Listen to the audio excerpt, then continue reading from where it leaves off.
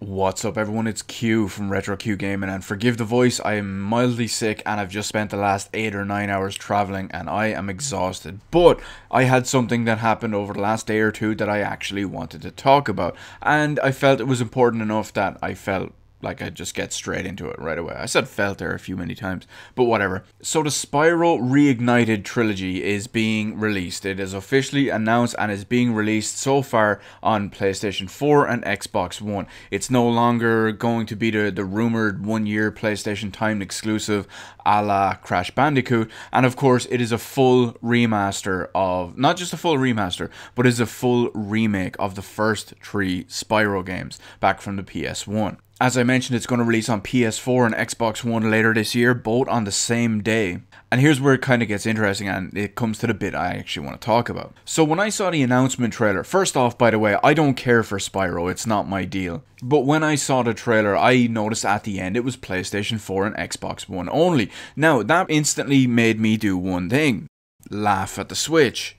Because third-party support was once again skipping the console. And of course, it's probably not because of power. Granted, Crash does look pretty rough on the Switch from the footage we've seen. I'm sure Spyro could be downgraded in the same way. But as time went by, something happened. Several people have talked about and shown off kind of sketchy and dodgy screenshots. They never seem to match up 1-for-1 on the exact look of Nintendo UK briefly releasing a page for Spyro Trilogy Remastered on Nintendo Switch. Notice the name isn't exactly the same. Instead of the Spyro Reignited Trilogy, it was the Spyro Trilogy Remastered. Now this page was subsequently quickly removed, allegedly at least anyway, because once again I didn't see the page myself, and everyone who's posted screenshots of it, like I said, never matched up 100% 1-to-1 with other pages. And that leads me to these 2 topics I want to talk about in this video, which is why I'm here making this video. So first up, let's work on the assumption that Spyro is not coming to Nintendo Switch.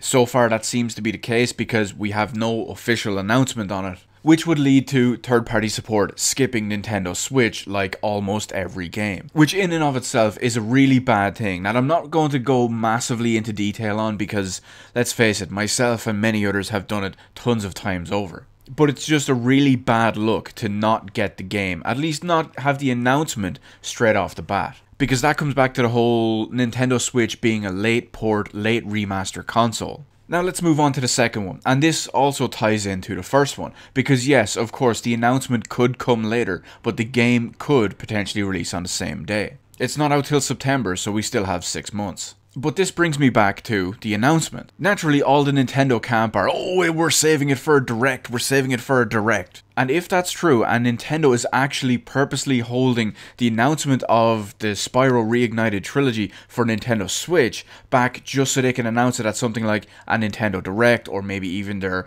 let's pray they don't do the digital E3 thing, now that they actually have some clout in the industry again. Nintendo, you have the balls to show up in person. You're not a joke. Well, you're not as much of a joke as back in the Wii U days. You can show up in person. But anyway, if they are holding it back for announcing it on their own time and their own terms, be it a Direct or the E3 or whatever, that highlights something else that's kind of wrong with the Nintendo Switch.